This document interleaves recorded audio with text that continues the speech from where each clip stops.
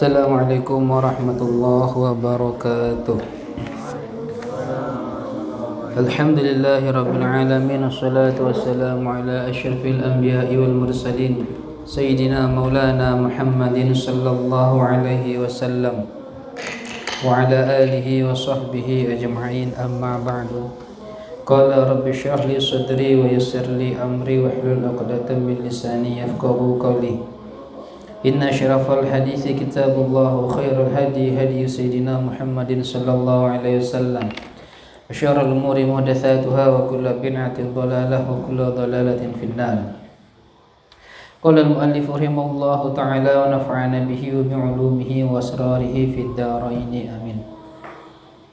Al-qismu tsani fil qawa'idil fiqhiyyati. Bermula pembagian yang kedua ialah pada qawaid fikih. Sekarang kita sudah masuk ke pembagian yang kedua. Kemarin dijelaskan bahwa kitab ini ada dua pembagian, ada dua kelompok. Nah, pembagian pertama atau kelompok pertama membahas tentang usulul fiqh. Nah, kelompok yang kedua sekarang itu akan membahas tentang qawaidul fiqh. Alhamdulillah, berapa hari ini? 4 hari, 5 hari ya. Selesai membahas usulul fiqh. Sekarang kita masuk ke setengah yang kedua, yaitu qawaidul fiqh. Qawaidul fiqh ini tidak kalah pentingnya dengan usul fikih ya. Meskipun belakangan lahirnya qaidah fikih ini. Qaidah fikih ini kan mengumpulkan hukum-hukum yang mempunyai topik yang sama, tema yang sama. Oh, ini katanya niatnya wajib. Oh, dikumpulkan menjadi al-umuru bimaqasidiha. Jadi salah satu tujuan kaidah fikih ini adalah untuk mempermudah dalam menentukan suatu hukum. Kaidah fikih ini lahir setelah fikih. Jadi aslinya kan usul fikih dulu, udah ada kaidah usuliyah, baru kaidah usul itu dipakai oleh faqih atau fuqaha untuk mengolah ayat Quran atau hadis sehingga lahir hukum. Udah banyak hukum-hukum yang lahir untuk mempermudah alhamdulillah amin. Untuk mempermudah kita atau mempermudah ya orang yang mendalami agama atau ulama ya, untuk mempermudah, maka hukum-hukum yang mempunyai kasus atau kesimpulan yang sama dikumpulkan dan dibuat satu kaidah. Apa beda kaidah usul fikih sama kaidah fikih? Itu udah ada di kitab ya. Di kitab apa kalian? Allah Akbar. Al-Madkhal. Qawaid itu. Beda apa aja sana perbedaan antara qawaid fikih dengan usul fikih? Itu sebagai perbedaan nazariyat dengan tidak tahu nih. Gimana? Udah sampai sana? Pasti udah ya. Yang ini udah. Udah juga kalian mah. Memang apa ya? Bulan Ramadan ini libur Ustaz. Jangan nanya-nanya pelajaran Ustaz. Otak kami tidak mau mengingat hal-hal yang itu ya. Al-qaidatul ula, kaidah yang pertama, al-umuru bimaqasidiha, sebermula perkara-perkara itu ialah berdasarkan maksudnya perkara. Kok lompat nih? Qala sallallahu alaihi wasallam, innamal a'malu binniyati wa innamal likulli imri'in ma nawa.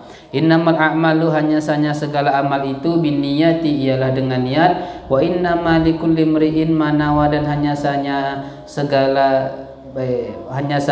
bagi setiap orang sebermula sesuatu, nawa yang berniat ia orang. Rahul Bukhari. Ini hadis ini panjang. Kalau di kitab Matan Arba'in ini merupakan hadis Hadis pertama. Bahkan hampir setiap kitab yang ditulis ini tes halo tes apa yang merusak. Bahkan di setiap kitab biasanya diawali dengan ini, karena mengingat betapa pentingnya niat itu. Mic-nya. Hah? Oh ini.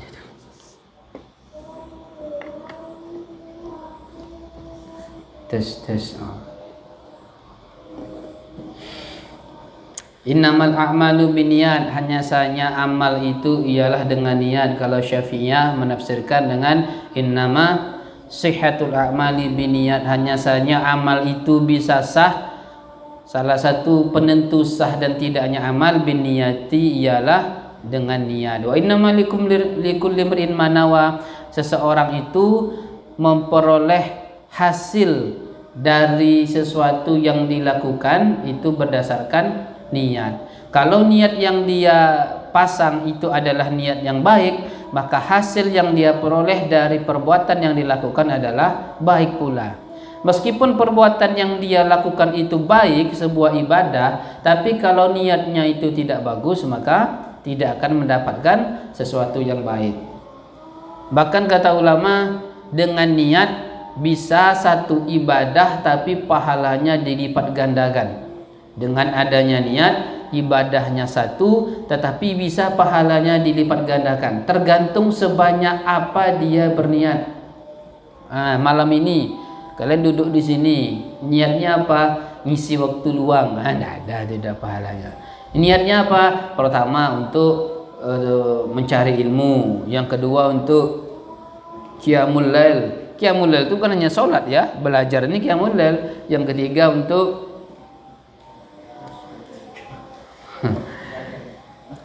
mencari barokah, misalnya cari barokah muallif atau musannif. Yang keempat apa gitu kan. Semakin banyak. Kalau orang untuk apa kamu di sini belajar apa, di duduk di sini belajar, itu aja. Iya, jadi satu pahalanya. Kamu ngapa di sini? Untuk belajar. Iya, sekaligus untuk qiyamul lail, berarti dua pahalanya.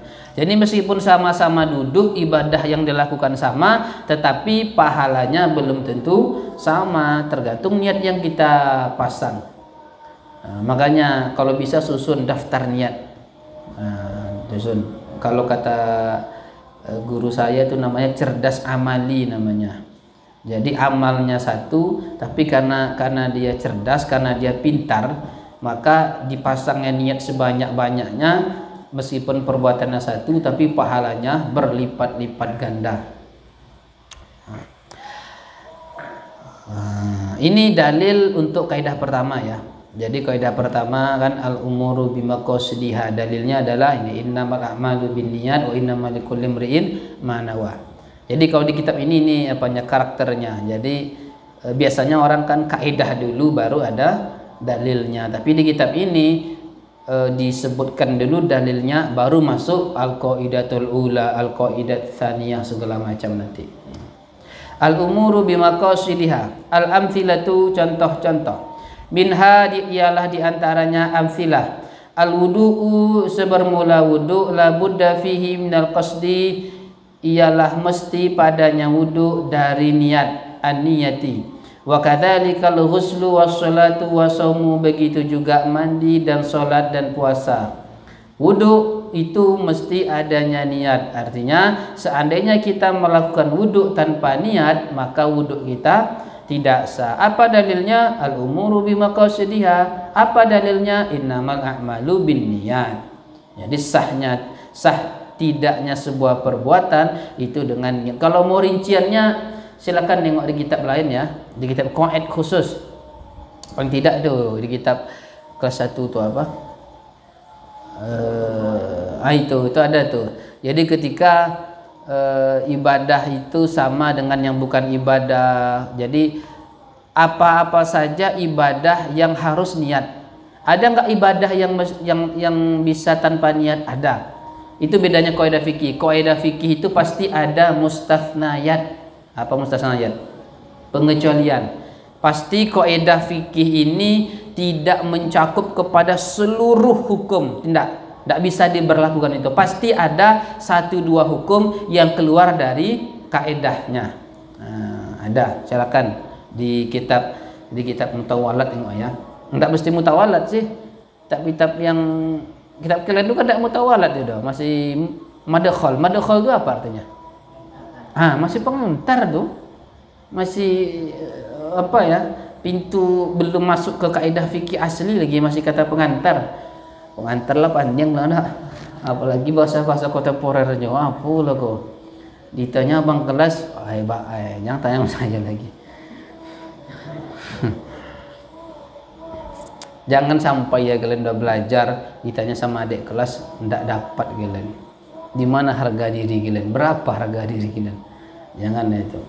Biarlah kalian dicemei sama kawan sekelas kalian, dihina, tapi kalau sama adik kelas atau sama junior bisa diandalkan. Bang, ini apa artinya bang? Di sini.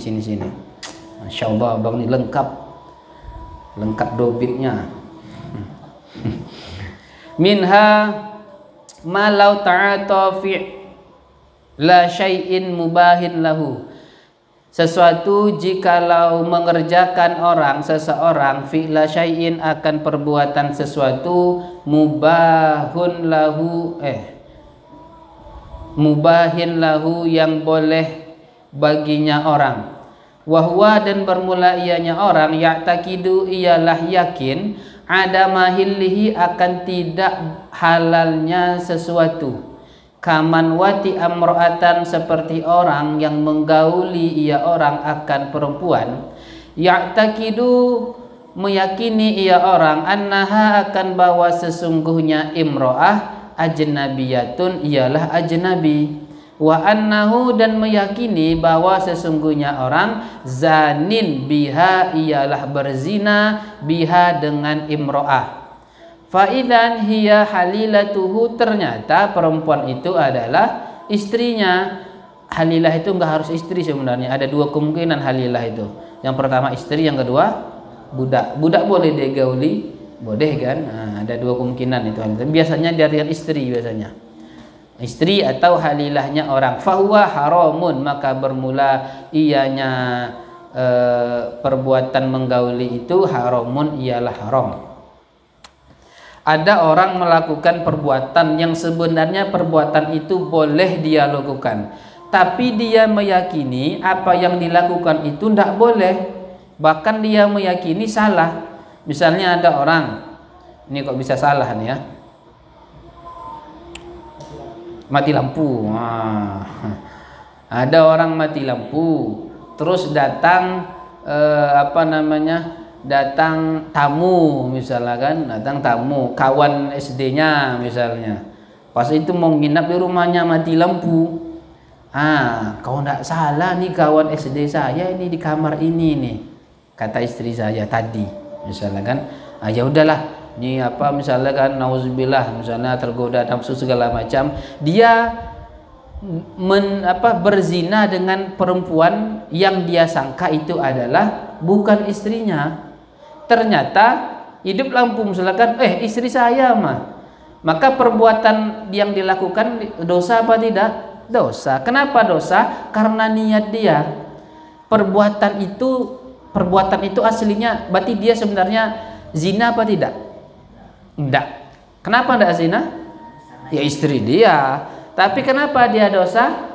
Niatnya yang salah. Jadi niatnya, dia mempunyai niat untuk melakukan dosa. Niatnya itu yang salah.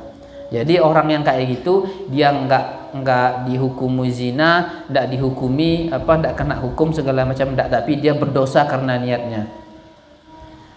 Hati-hati ya. Jadi meskipun itu boleh, tapi kalau niat kita enggak bagus, maka kita bisa mendapatkan dosa. Alasan istri surang dapat lo dosa kan? Kan rugi itu. Ya kalau dapat dosa, jangan nanggung lah dosanya, dosa yang langsung bisa menghantarkan ke neraka lah. Dosa nanggung. Nauzubillah, jangan sampai ya.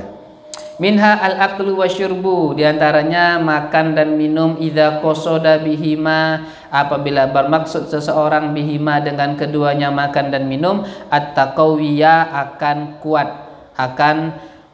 kuat alal ibadati, atas ibadah. Fahuwa, maka bermula ianya orang, yusabu alaihi, diberi pahala atasnya, alaihi, diberi pahala alaihi, atasnya orang, wa illa, dan jika tidak, fala, maka tidak. Ini melakukan sama tadi ya, melakukan perbuatan yang dibolehkan tapi niatnya baik.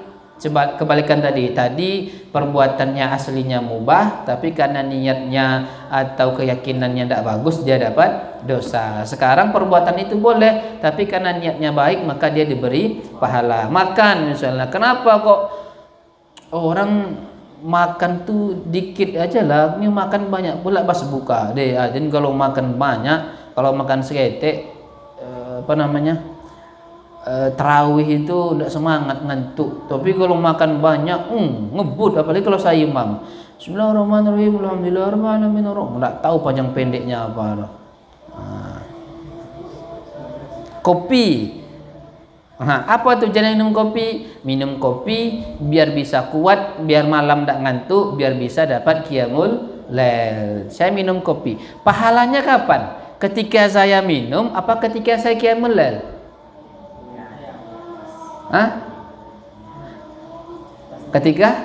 Ketika saya minum qiyamul lail dapat pahala? Ya iya juga, tapi pahala karena qiyamul lail. Tapi karena saya berniat, ya Allah, saya berniat minum kopi ini biar nanti malam saya tidak ngantuk. Rencana saya sholat berapa ratus rakaat lah sampai jam 3, jam 12 sampai jam 3 jam, kira-kira dapatlah 300 rakaat insyaallah. Bismillahirrahmanirrahim. Pahala saya. Jam 11 sudah tidur rupanya. Pahala tetap ini dapat pahalanya, tidurnya ya enggak ya. Makanya niat kalian itu hati-hati, jangan sembarang makan minum. Nanti misalnya kan saya belajar nih makan kalian kan, apa tujuan makan? Biar kuat tadarus. Wah, padahal 2 ayat ganti langsung tuh.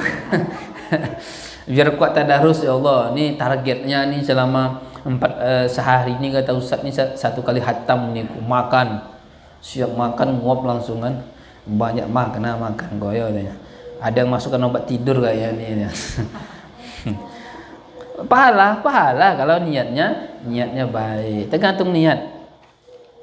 Makanya perbanyak kalian niat apa yang kalian duduk, kalian niat ini selesai ini kan mau ke asrama, apa tujuannya? Tujuan ke asrama itu mau makan misalnya kan, mau makan biar kuat beribadah malam ini. Setiap langkah yang kalian lalui ke asrama dapat pahala, kan mantap betul. Kalau gitu, kalau kalian menuju tempat sesuatu dan niat kalian bagus, dapat pahala tentunya setiap langkah, maka carilah jalan terjauh. Makanya dianjurkan kalau ketika ke masjid atau ke tempat ibadah, cari rute yang jauh. Ini masjidnya, ini rumahnya. Wah, gini loh.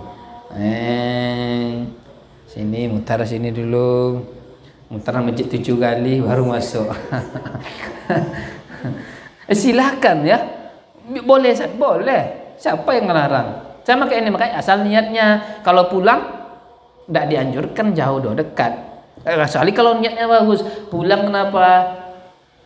Apa misalnya pulang misalnya ya mau makan misalnya kan, mau makan untuk biar kuat lagi ibadah, atau mau apa lagi, mau nyuci. Kenapa kok nyuci? Karena Rasul itu suka yang bersih, Allah menyukai hambanya yang bersih. Akan niatnya bagus kan, jauh lagi mutar, tiap langkah itu diberi pahala. Itu cerdas amali namanya itu. Apa lah mutar-mutar kau, lurus nyampai langsung kau mutar kagak? Itulah tuh, ndak yakin sama pahala masalahnya. Kalau saya ini yakin kali ini. Tapi itu kalau ndak terlambat. Kalau udah komat janganlah mutar-mutar lagi. Allahu Akbar, nyala komat, mutar lu pahala bro, pahala itu salah tuh. Langsung kalau udah komat itu. Tergantung ya, ibadah mubah, ibadah yang dibolehkan bisa diberi pahala kalau niatnya bagus. Minha man asarul inaba, barang siapa yang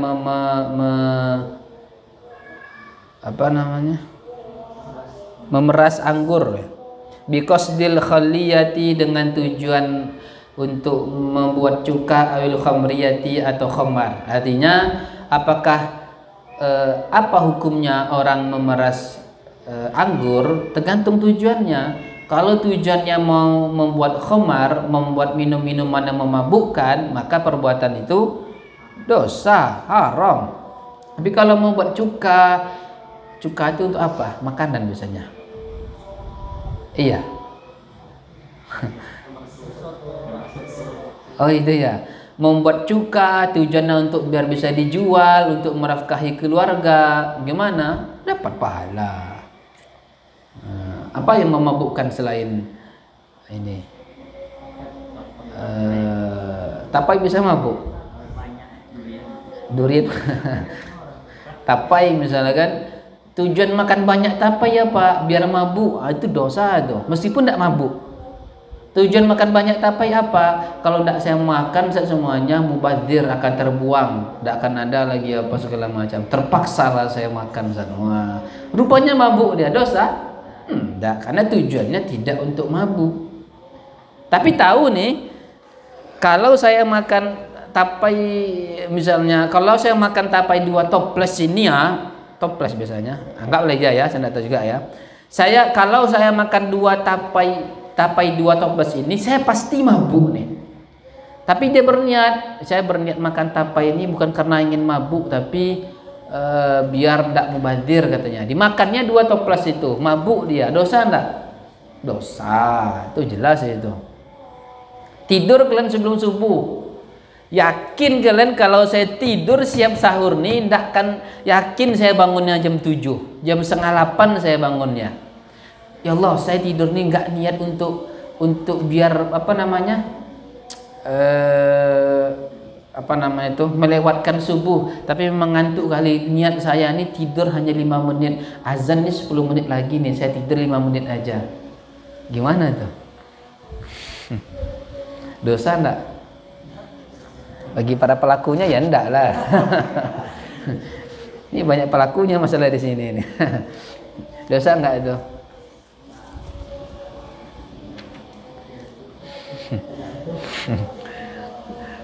Kalau kita yakin kita akan bangun atau ada yang membangunkan sehingga kita bangun, enggak dosa. Yakin ini akan membangunkan, saya dibangunkan oleh best friend saya nih. Dia kalau saya enggak menemani dia ke masjid itu, dia katanya enggak enak, itu enggak tenang dia. Wah, pasti saya dibangunkan nih. Tidur, rupa enggak dibangunkan, enggak dosa. Berarti kan dia yakin dia akan bangun. Ya hati-hati aja lah ya. Mana tahu ada di sini, saya tidak tahu juga kan. Minha al-hajaru fawqa 3 ayamin. Menghajar ini apa nih? Bukan meninju ya. Tidak tegur sapa, al-hajaru ini. Tidak tegur sapa fauqa 3 ayamin, melebihi 3 hari. Fa innahu haramun, maka sungguhnya hajar itu ialah haram. In qasadal hajra, jika bermaksud ya orang akan menghajar, wa illa, dan jika tidak fala, maka tidak. Ngapa kok 5 hari tidak tegur sapa sama Zaid? Saya muak sama dia. Kemarin dia habiskan sambal saya datang belum makan, dihabiskannya sambal saya. Benci saya, tidak ridho lillahi, saya enggak ikhlas. Makanya saya tidak tegur sapa selama 5 hari. Dosa? Dosa. Kenapa? Karena kita hanya diperbolehkan tidak tegur sapa karena marah, karena benci, karena enggak senang, hanya maksimal 3 hari saja. Berarti bolehkan? Berarti kita nggak tegur sapa karena kita marah, karena kita benci sama orang, boleh, manusiawi. Itu karena Islam ini tidak mutlak melarang, padahal itu sifat manusiawi. Kalian tiba-tiba misalnya baik, tidak mengganggu, tiba-tiba diganggu, misalnya kalian misalnya paling muak, kepala kalian ditokok misalnya kan, Nah, tiba-tiba kalian baik duduk di tokok pala kalian. Marah enggak? Itu manusiawi marah tuh ya. Nah, silakan marah tapi jangan sampai lebih dari 3 hari. Sehari marah, nomor 2 agak redam dikit, nah ulang. Karena nomor 3 hari ketiga hilang, hari keempat sapa lagi. Loh, ngapa kamu tidak sapa dia selama 7 hari? Ya tidak ada keperluan. Ngapain saya sapa, apalagi asrama jauh misalnya, tempat tinggal jauh, jarang ketemu, ya biasa. Kalian misalnya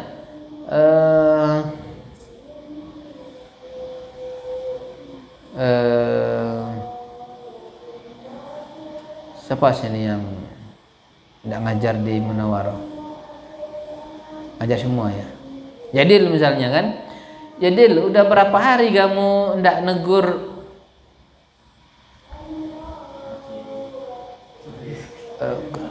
Aris ya?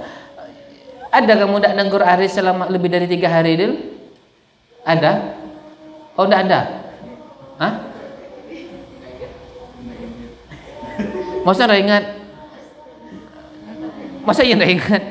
Enggak, tegur ada enggak ya Dil, enggak negur Aris lebih dari 3 hari? Ada lah ya. Ngapa kok enggak negur siapa sama dia? Kok enggak ada, tapi ada. Enggak ada alasan gitu ya, enggak ada alasan. Gimana lihat apa enggak ada misalnya. Ya Aris itu rumahnya jauh, di mana misalnya?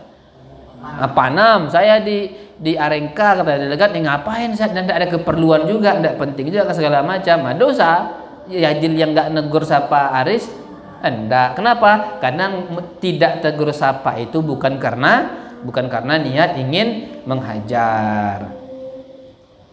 Hajar apa? Bukan menghajar Indonesia ya. Menghajar Indonesia itu enggak boleh itu. Bukan hanya 3 hari, sehari enggak boleh menghajar orang tuh. Apalagi lebih dari 3 hari. Tarkut tibi, meninggalkan wangi-wangian, wazinati, dan berhias, fauqa thalathati ayamin, melebihi 3 hari.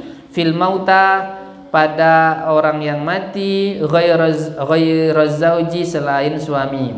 Fa innahu haramun, maka sungguhnya tarkut tib, meninggalkan wangi-wangian dan berhias, haramun, ialah haram, ingkana bi qasdil ihdadi, jika ada ia meninggalkan berwangi-wangian dan berhias dengan tujuan ihdad, wa illa fala, dan jika tidak maka tidak. Perempuan itu boleh dia tidak berhias, apa namanya itu? Ihdad namanya ya. Kalau suaminya meninggal, selain suami itu perempuan dilarang ihdad untuk melebihi 3 hari. Ihdad itu apa? Mengurung diri lah ya. Enggak berhias, enggak keluar rumah, apa nama itu, di rumah aja segala macam. Nah, itu ihdad namanya itu. Nah, jadi kalau yang meninggal itu bukan suami dia, maka perempuan tidak boleh ihdad lebih dari 3 hari. Kenapa kok kamu ndak mandi, misalnya ada perempuan ndak mandi kan? Ngapa kok ndak mandi selama 5 hari ini denya? Ya gimana lagi, air ndak ada misalnya kan? Air di rumah ndak ada. Oh, bukan karena ihdad. Enggak lah, ngapa pula menetapkan karena tetangga meninggal kamu ihdad juga? Enggak, tapi karena memang ndak ada air, itu haram itu?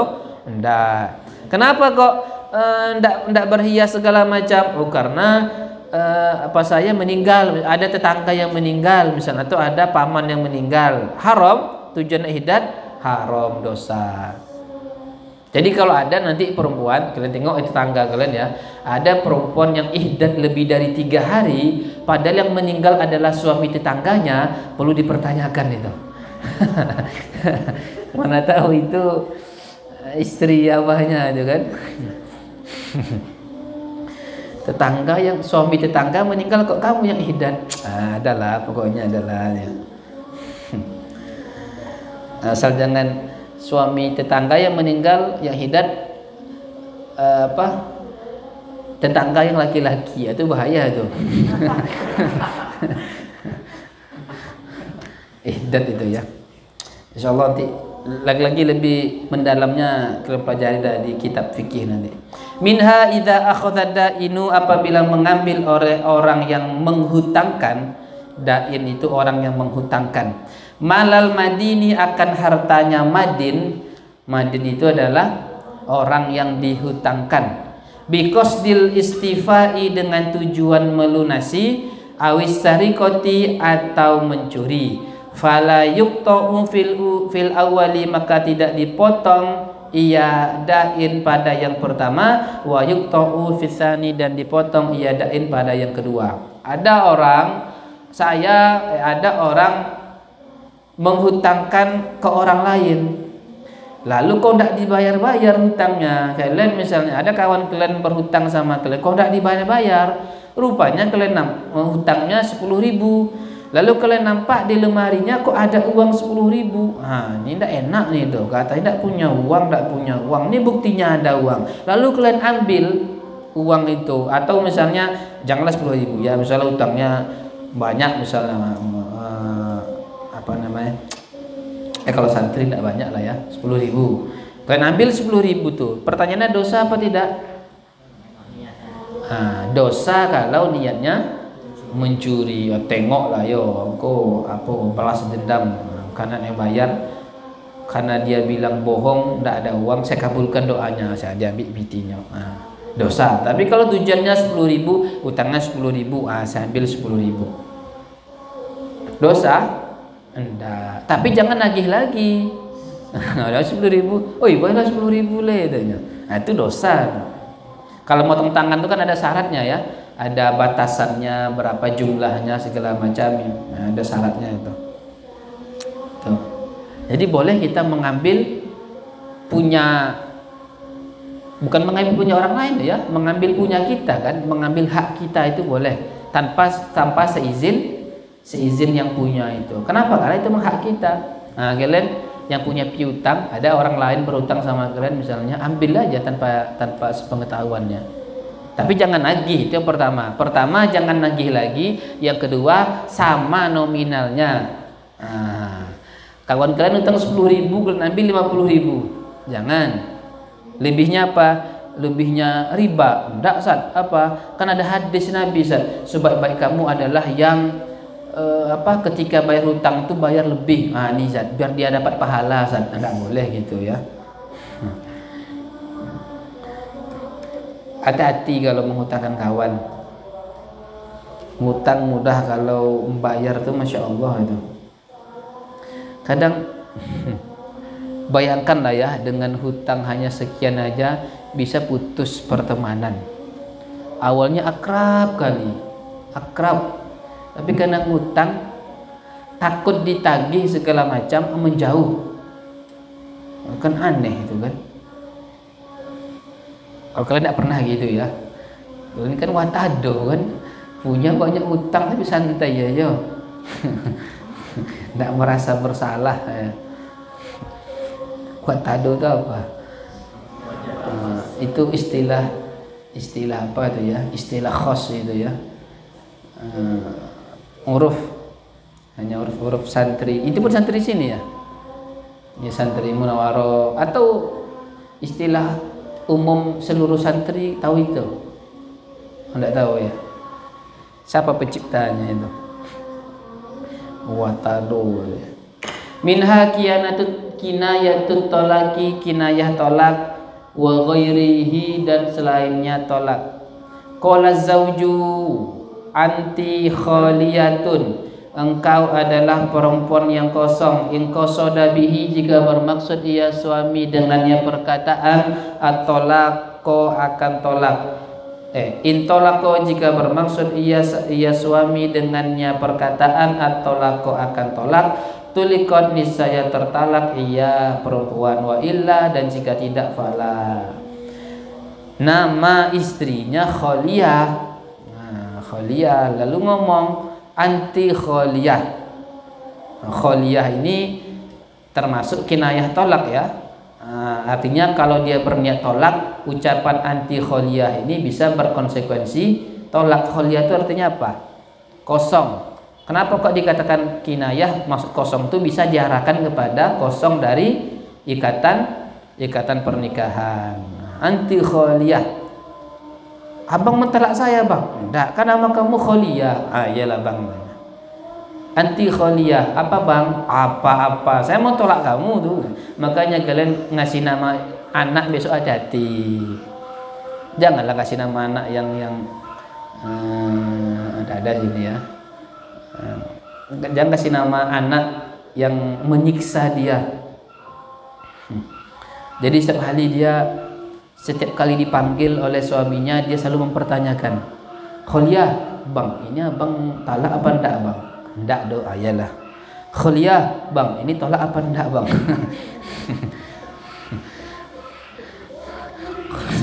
Kasihan ya. Al-qaidatu tsaniyatu, kaidah yang kedua. Ini masih cabang dari kaidah yang pertama sebenarnya. Ma yushtaratu fihi ta'yinu, sesuatu yang disyaratkan padanya sesuatu at-ta'yinu oleh ta'yin, penentuan atau menentukan. Fal khata'u fihi mubtilun, maka sebermula salah padanya sesuatu, mubtilun ialah membatalkan.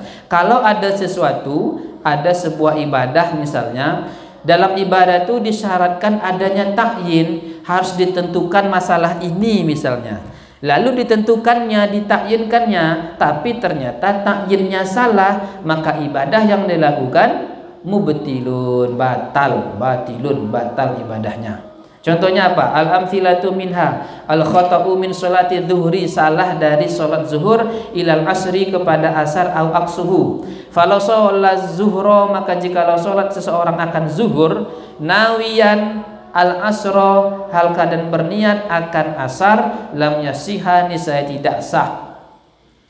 Di dalam sholat itu ada 3 yang harus ada dalam niat. Yang pertama al-qasdu, yang kedua ta'yin. Ini ta'yin apa nih? Ta'yin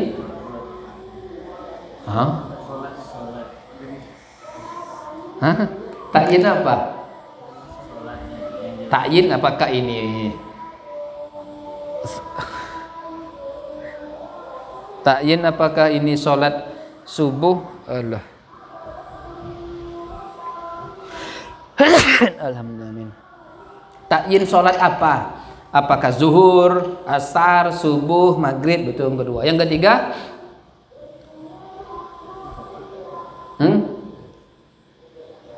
Dalam sholat fardu apa yang tiga itu? Qasad, ta'yin, ketiga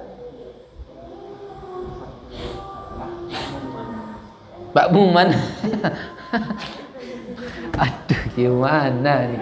Untung tidak ada santrinya di sini ya. Ustaz dia mau ngaji rumahnya yo.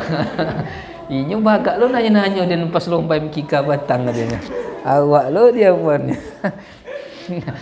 Itu kan nilai plus, itu kan kalau kasusnya jamaah. Ini kan enggak sholat biasa. Apa ketika ta'arud bil fardunya itu, farduz zuhri, fardal maghribi itu 3. Jadi zuhur jadi dalam sholat itu kita disyaratkan untuk mentakyin apakah sholat yang kita kerjakan ini zuhur, asar, maghrib, isya atau apa. Nah, jadi karena disyaratkan, kalau kita ingin sholat zuhur, kita mau sholat zuhur, berarti seharusnya harus mentakyin sholat zuhur. Ternyata yang ditakyin bukan zuhur tetapi asar, maka sholat kita itu batal. Kenapa batal? Karena sholat termasuk ibadah yang disyaratkan untuk mentakyin, dan ternyata takyin yang kita lakukan salah, maka bisa menyebabkan sholat kita batal. Itu zuhro ya. Lupa ditekan spasi itu sama yang ngetik itu. Kan nempel itu kan. Zuhrona, bukan zuhurnya kita itu ya. Zuhrona wayal asro, dan wahai asar. Jangan, itu spasi itu nunnya tuh. Minha al khata'u min kafarati zihari, dari kafarat zihar ila kafaratil qatli, kepada kafarat membunuh. Harusnya dia membayar kafarat zihar, tapi dia niatkan untuk membayar kafarat al-qatlu, kafarat membunuh, maka kafarat yang dibayarkan itu tidak sah. Minha al-khata'u min rawatibiz zuhri, salah dari menentukan rawatib zuhur ila rawatibil asri, kepada rawatib asar. Zaman mau sholat qabliyah zuhur, ternyata yang dipasang niat qabliyah asar, maka sholatnya batal. Minha al-khata'u min sholati idul fitri, salah dari takyin sholat idul fitri ila idul adha, kepada idul adha waqsuhu, dan kebalikannya. Besok 1 Syawal sholat idul fitri, tapi kita niat sholat idul adha, maka sholat yang dilakukan tidak sah atau batal. Minha al-khata'u min rakaatail ihrami, salah dari 2 rakaat ihram ila rakaatay tawafi, kepada 2 rakaat tawaf waqsuhu, dan kebalikannya. Harusnya dia berniat 2 rakaat ihram, tapi kok yang dipasang niat 2 rakaat tawaf, sholatnya batal. Minha al-khata'u min shaumi arafata, salah dari puasa Arafah ila shaumi asyura, kepada puasa Asyura waqsuhu, dan kebalikannya. Al-qaidatu tsalitsatu, kaidah yang ketiga, ma yushtaratu ta'arrudu lahu jumlatan, sesuatu yang disyaratkan akan menyinggung. Menyinggung itu apa itu? Menyinggung ya, disinggung-singgung. Menyinggung lahu baginya sesuatu jumlatan secara global, wala yushtaratu ta'yinu tafsilan, dan tidak disyaratkan akan mentakyin sesuatu secara terperinci. Idza ayyanahu, apabila menentukan ia orang akannya sesuatu, wa akhta'a, dan salah ia orang, darra, niscaya memberi mudarat. Yang kedua, kaidah yang ketiga ini, kalau ada sesuatu ibadah, ada sesuatu, kita diperintahkan untuk menyinggung atau menyebut sesuatu itu di dalam niat kita secara global saja, secara garis besar saja, dan kita tidak diperintahkan untuk mentakyinnya, kita tidak diperintahkan untuk menyebutnya secara rinci. Lalu kita sebut secara rinci dan ternyata rincian kita salah, maka gimana? Dorro, maka bisa memberi mudorot. Artinya apa? Sama kayak tadi. Maka kalau itu ibadah, bisa menyebabkan ibadah kita batal. Contohnya, minha al-amthilah, minha nawal iktida'a bi Zaidin, berniat seseorang akan ikut dengan Zaid, fabana amron, maka ternyata Umar, lam yasiha iktida'uhu, niscaya tidak sah oleh ikutnya orang, niscaya tidak sah oleh mengikut Zaid. Mengikut siapa berarti? Maka tidak sah oleh mengikut Umar. Umar ya, kan Umar sebenarnya. Maka tidak sah mengikut Umar. Li'annahu, karena sesungguhnya yanfil iktida'u, menafikan oleh ikut bi amrin dengan Umar, biniyatihi, dengan sebab niatnya orang, al iktida'a bi Zaidin, akan ikut dengan Zaid. Itu waw setelah amr itu apa ya? Wawnya amar, makanya bacaannya amrun, bukan dibaca Umar. Jadi jangan baca wa biniyatihi, jangan. Bi amrin wa biniyatihil iktida'a bi Zaidin. Fakana, maka ada ia orang, muqtadiyan bi amrin, ialah ikut dengan amar, bila niyatin, dengan tanpa niat. Fa fil jamaati, dan ialah dalam sholat jamaah, dan di dalam sholat jamaah, la yushtaratu ta'yinul imami, tidak disyaratkan akan mentakyin imam, wa innama yushtaratu, dan hanya disyaratkan fiha, padanya jamaah, niatul jamaati, akan niat jamaah, la ghairu, tidak selainnya. Dalam jamaah itu makmum yang diperintahkan itu adalah dia berniat ikut imam, titik, secara garis besar, yang penting ikut imam. Atau harus disebut, ditentukan imamnya siapa. Harus, yang disyaratkan itu secara jumlah apa secara tafsil.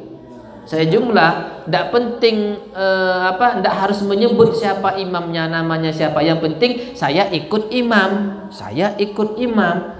Siapapun imam, siapapun namanya tidak penting, yang penting saya ikut imam. Tapi ternyata ditakyinnya saya ikut imam yang bernama Angga misalnya.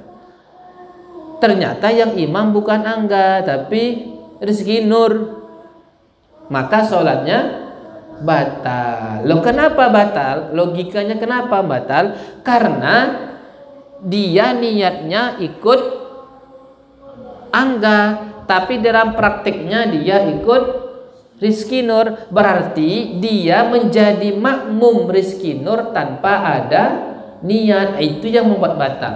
Jadi seolah-olah orang tersebut ngikut imam tanpa adanya niat. Boleh tidak kita berjamaah tanpa niat makmum? Boleh tidak? Boleh sebenarnya ya, asal gerakannya tidak lama menunggu. Makmum nih, ini apa? Dia nggak berniat jadi makmum, tapi dia walam yakullahu, kata yang belakang nih, walam yakullahu kufuwan ahad katanya. Rukuk orang depan, rukuk juga dia. Itidal orang depan, itidal juga dia. Itu tidak apa-apa itu. Tapi kalau lama nunggunya, walam yakullahu kufuwan ahad. Nah, ditunggunya rukuk depannya, lama nunggunya. Itu yang batal itu. Ada rinciannya, bacalah di Fathul Mu'in itu.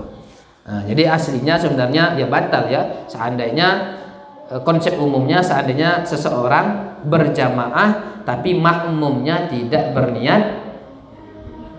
berniat ikut kepada imam. Gimana bisa sah?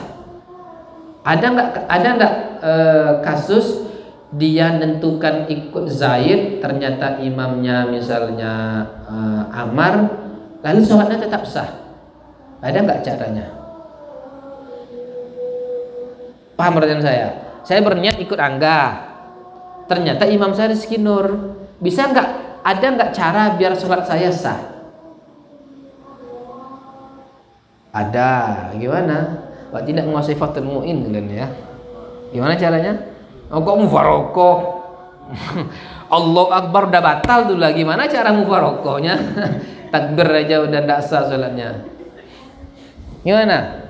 Gimana nih? Di Fathul Mu'in itu. Caranya dengan gimana biar nggak batal? Kalau pakai isyarah. Di depan Rizki Nur imam kan, saya di belakang makmum. Nah, saya berniat, saya sholat zuhur misalnya ikut Angga yang itu, saya bilang ikut Angga yang itu. Padahal itu adalah Rizki Nur, maka tetap sah. Meskipun salah mentakyin imamnya siapa, tapi karena ada Rizki Nur Zalikah misalnya, atau ini dia di belakang makmum kan, di belakang imam. Saya ikut imam Angga yang ini, Angganya aku apa juga misalnya kan, Allah Akbar misalnya. Rupanya ada Angga imam, ternyata misalnya Rizki Nur, sah sholat saya? Sah tetap, karena ada isyarah. Puasa ialah Fathul Mu'in itu. Baca iya, udah tamat iya, tapi ditanya jangan, tidak dapat. Kalian kuasai Fathul Mu'in itu, insya Allah 90% pertanyaan orang terjawab sudah. Fathul Mu'in itu. Intinya serius, diskusi musyawarah itu serius. Paham? Oke, yang kedua, nawas sholata ala bakrin, berniat mensolati bakarnya mayat jenazah, berniat menyolati bakar. Fabana Kholidan, oh ternyata jenazahnya bukan jenazah bakar, salah masjid dia.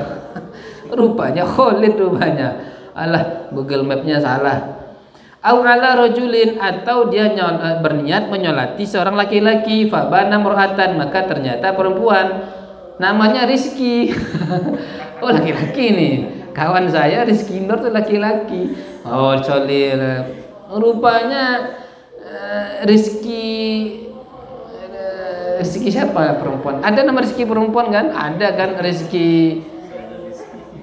Jangan. Misalnya Rizki siapa misalnya kan? Rizki Maisaroh atau Rizki apa misalnya kan? Perempuan. Oke, nama itu jangan namanya ambigu. Namanya multi tafsir pula. Au aksuhu atau kebalikannya lam tasihha, tidak sah sholatnya. Hati-hati ya, hati-hati menentukan, jangan sampai salah. Kalau mau amanah gimana? Kita sholat jenazah nih, tidak tahu yang di depan itu laki-laki atau perempuan. Gimana caranya? Kita nih mau sholat nih, jadi makmum misalnya kan. Nah, pas kita mau sholat zuhur di masjid pinggir jalan, pas datang orang sholat jenazah langsung, ayo dah ikut sholat lah. Tidak tahu nih laki-laki atau perempuan, gimana biar sah? Tanya, ikut laki perempuan? Dia ini tamu juga sih ku mau bertanya udah dia. Sama wak yo. Gimana caranya? Niatnya? Gimana niat imam?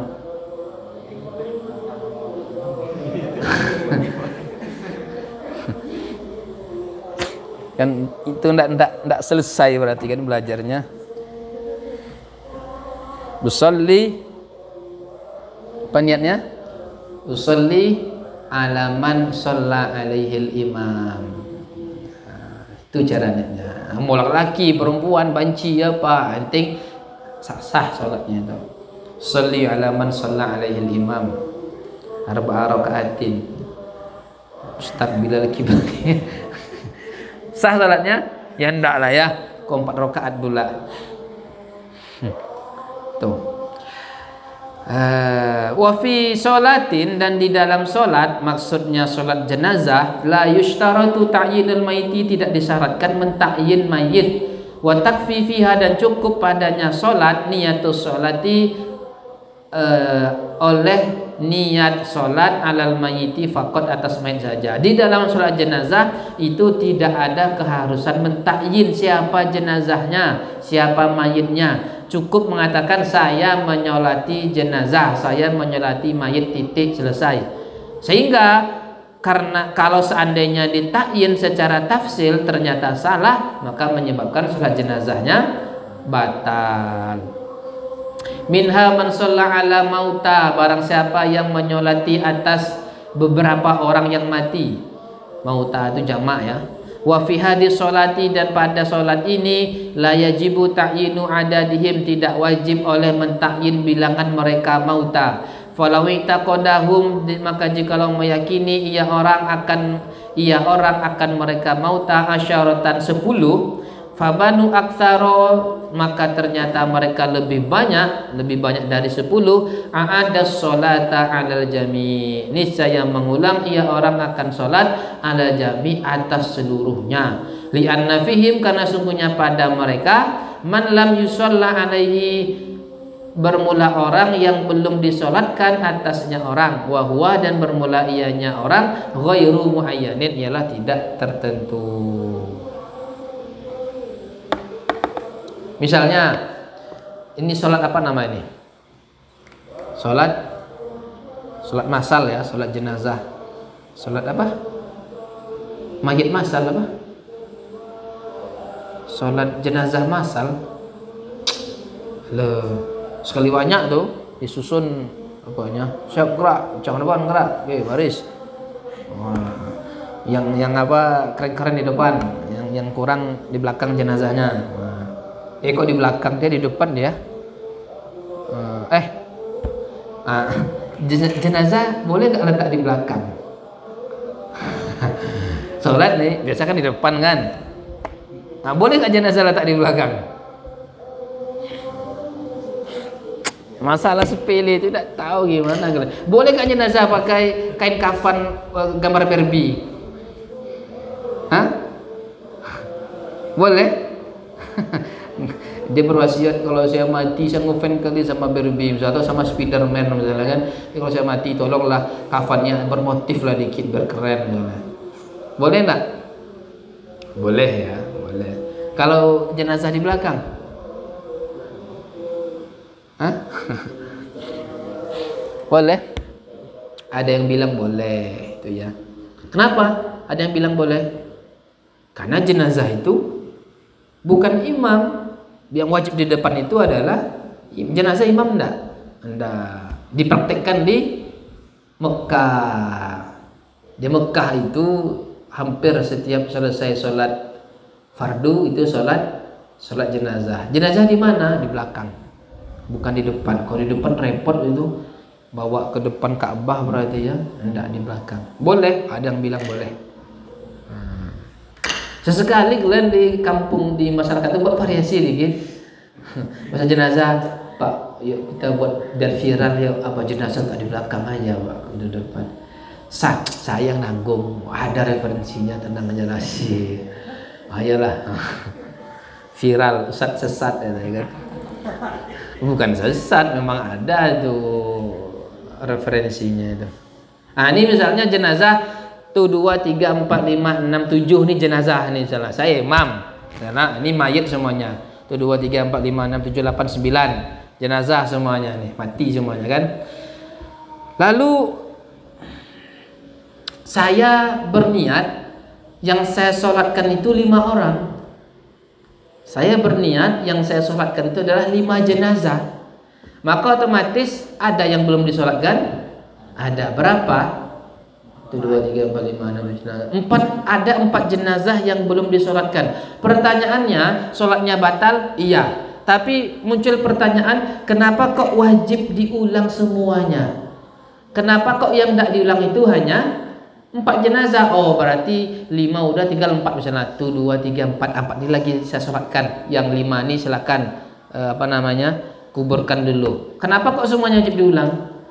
Karena yang 5 yang disolatkan tadi itu tidak ditentukan. Kan saya sholat jenazah untuk 5 orang misalnya, kan hanya 5 orang. Jadi nggak tahu yang mana yang 5 orang ini, apakah tuh 2, 3, 4, 5 atau tuh 2, 3, 4, 5 atau tuh 2, 3, 4, 5. Nggak tahu yang mana. Karena nggak tahu yang mana jenazah yang sudah disolatkan, ya kalau cari amannya berihtiyat maka diulang semuanya. Biar nggak ribet. Kalau nggak tahu bilangannya gimana? Ya tidak usah disebut. Saya menyolatkan beberapa orang jenazah misalnya. Apa niat sholat jenazah? Usolli. Apalah kalian ya. Usolli ala hadhil mauta. Selesai. Tidak usah kalian sebut bilangannya. Yang penting sebut banyak jenazahnya, banyak mayitnya. Tak perlu sebut bilangan. Minha la yashtaratu ta'yinu adadi rakaati, tidak disyaratkan mentakyin bilangan rakaat. Falau nawa zahiro, bukan zahiro nih ya, zuhro, sering salah nih ya.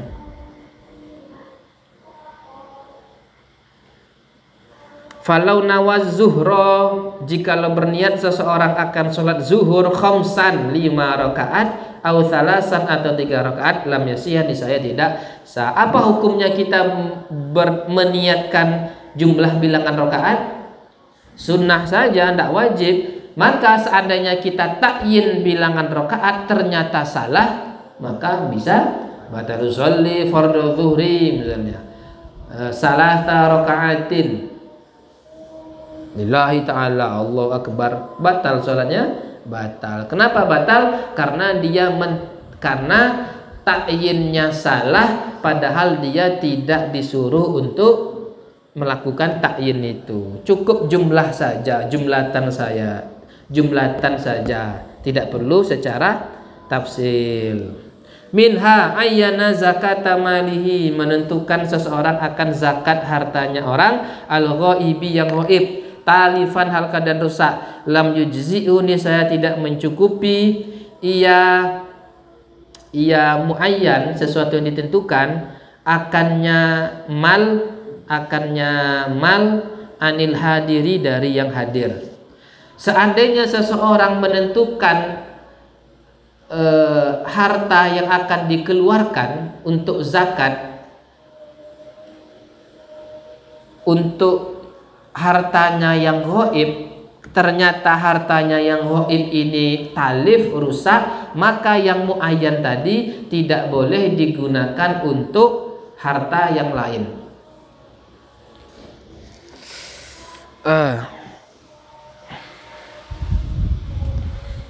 Misalnya saya punya kambing 50 di Pekanbaru.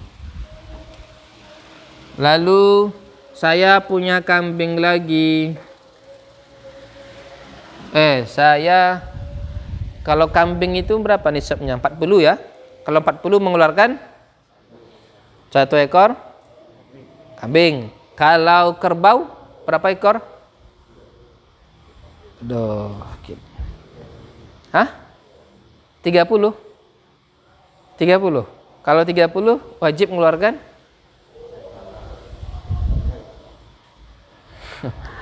Allah.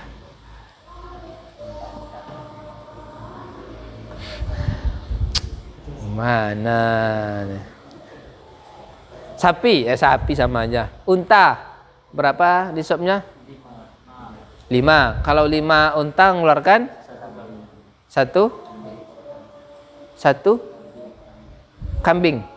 Satu kambing, satu sapi. Satu kambing. Yakin?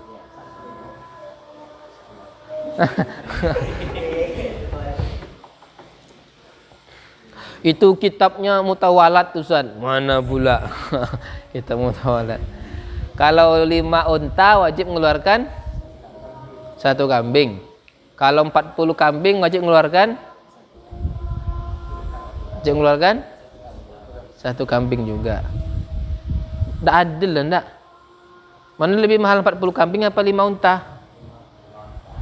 5 unta. Kok 1 kambing juga?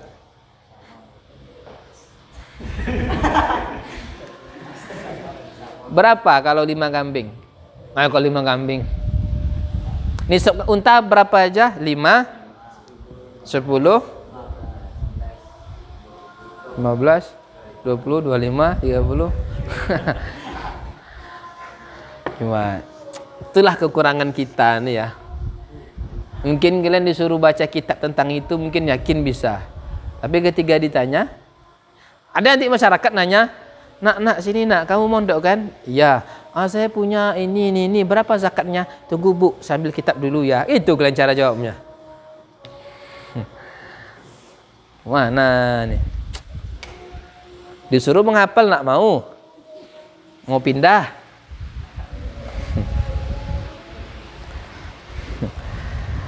Saya di Pekanbaru punya 50 ekor kambing. Di Kuntu saya punya 6 unta. Anggap ya ada. Maka yang di sini saya wajib mengeluarkan 1 kambing. Yang di Kuntu saya wajib mengeluarkan 1 juga. Oke. Saya ada di Kuntu, saya ada di Pekanbaru. Berarti artinya harta saya ini berarti harta yang ghaib. Ghaib itu bukan tidak ada ya. Ghaib itu tidak di tempat dia. Ghaib nama itu. Hadir itu ada di daerah dia. Nah, lalu saya punya kambing yang namanya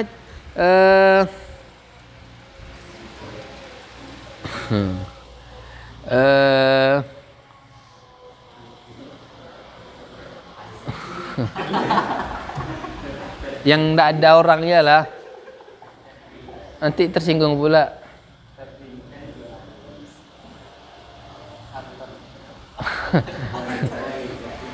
Ari, Ari jangan, ada nama Ari ya.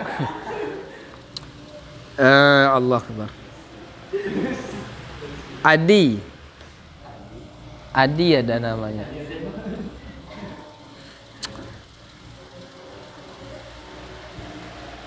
AM.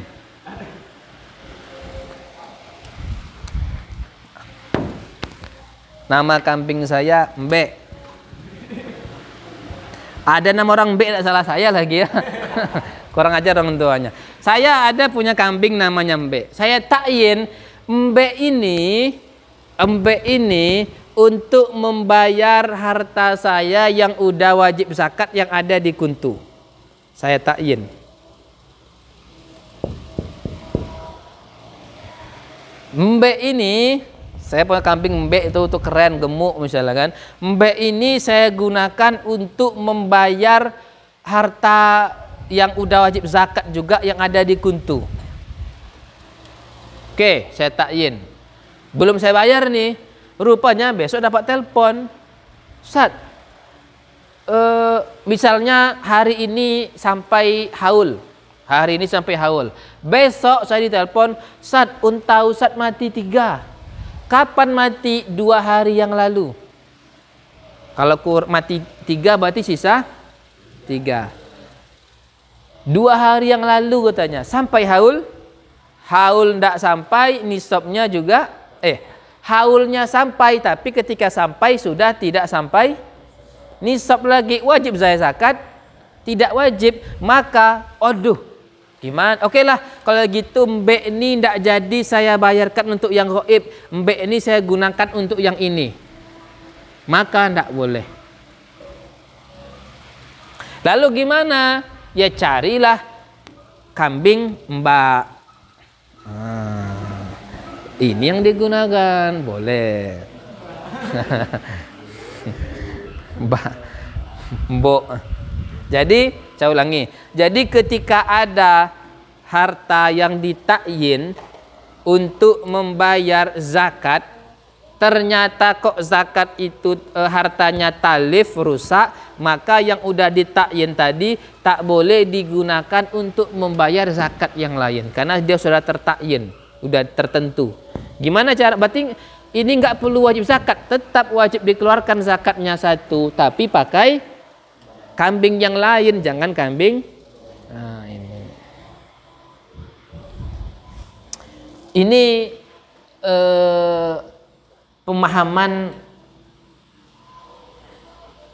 yang saya rasa paling untuk sementara ini yang saya rasa paling mendekati kebenaran. Karena kasus ini kalau kalian baca Fathul Mu'in ada nih kasusnya dalam zakat. Ini ketika saya diskusi dulu musyawarah di kelas, itu debat tentang pemahaman ini, teks ini nih, pemahamannya. Dan ketika itu yang mendekati kebenaran yang dipilih mayoritas pemahamannya seperti ini. Ini atau kalau ada yang mempunyai pemahaman berbeda atau dapat pemahaman dari guru lain, bisa saya diskusikan dengan saya ya. Itu. Jadi yang saya ingat itu, karena kenapa? Karena ini debat lama, debat masalah ini, pemahaman teks ini nih. Maksudnya apa tuh kok di segala macam takyin, ada yang talif segala macam. Jadi di kelas kami ada khilaf fihi aqwalun, qaulani au aqwalun. As-sahuma hadza, ini yang paling kuat. As-sahuma indi ya. Indi wa indal jumhur. Jumhur. Inilah. Jadi kalau kalian dapat pemahaman atau kalian baca di syarahnya atau di hasyiah segala macam, atau ada guru yang mengatakan pemahamannya berbeda, kita diskusikan mana sepertinya yang mendekati kebenaran. Tuh. Halaman berapa tadi? 33. Oh, nih.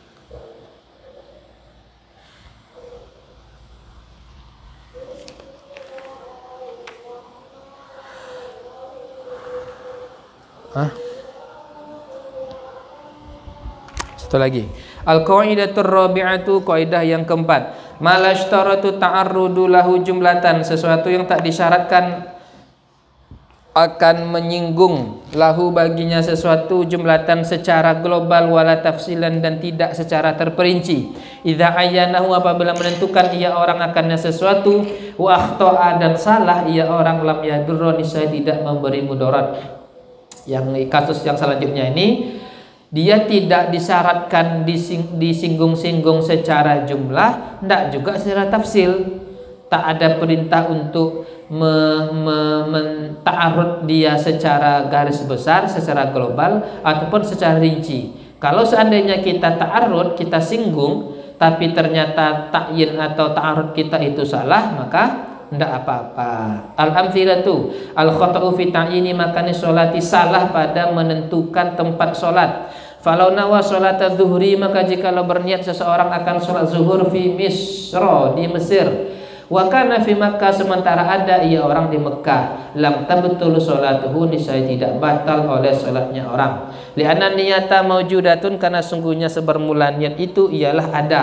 Wa ta'yinul makanin, dan sebermula menentukan tempat, laisa lahu irtibatun bi niyatis sholati. Tidak ada bagi ta'yinul makan irtibatun oleh keterikatan bi niyatis sholati dengan niat salat, jumlatan secara global, wala tafsilan dan tidak secara terperinci. Di dalam salat tidak disyaratkan untuk menyinggung-nyinggung tempat sholat, baik jumlatan ataupun tafsilan. Artinya apa? Artinya dalam sholat kalau kita berniat dan kita tidak sebut tempat sholat kita jumlatan wa tafsilan, sholat kita tetap sah. Sehingga konsepnya kalau seperti itu, seandainya kita tentukan, kita takyin sholat tempat kita di mana, tapi dan takyin kita salah, maka sholat kita tetap sah. Ngantuk misalnya kan, aku sholat sholat subuh 2 rakaat di masjid A misalnya, di masjid Baitullah. Oh, rupanya bukan Baitullah nama masjidnya, tapi Baitur Rahman misalnya. Sah sholatnya? Sah. Kenapa sah? Karena makanus sholah itu tidak disyaratkan disebut baik jumlatan ataupun tafsilan. Minha al-khata'u fi ta'yini zamanin, salah dalam menentukan zaman. Falau nawa sholatal asri, maka jikalau sholat seseorang maka jikalau berniat seseorang akan sholat asar yaumal khamisi, pada hari Kamis, fabana yaumal jumu'ati, maka ternyata hari Jumat, lam tabtul sholatuhu, tidak batal sholatnya. Ini apa nih? Ramadan sering lupa harinya, bulan Ramadan nih kan, karena libur tiap hari. Misalnya aku sholat Isya di hari Sabtu karena Allah Ta'ala, rupanya sekarang hari Ahad misalnya, maka sah sholatnya? Sah. Al-khata'u fi ta'yinil imami, salah pada menentukannya imam. Ini idhofah ila fa'il ya, pada menentukannya imam. Man akan orang yusolli khalfahu, yang sholat iaman di belakangnya imam.